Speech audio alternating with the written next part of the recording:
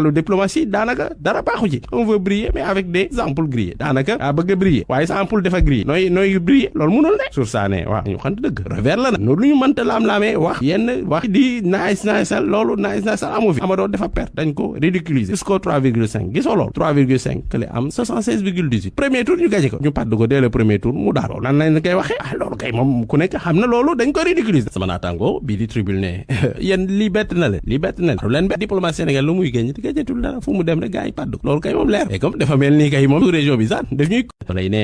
fu mu toll nii ñu ngi xool nu ñuy defee ay consensus d'accord ci yu bëri président kii di Diomaye Faye wax na ci loolu nee na man amuma benn agenda caché ñetti commission jot nañ leen installé su ko defee ñu xool ñu mën a amender itam TDR terme de référence yi laas ne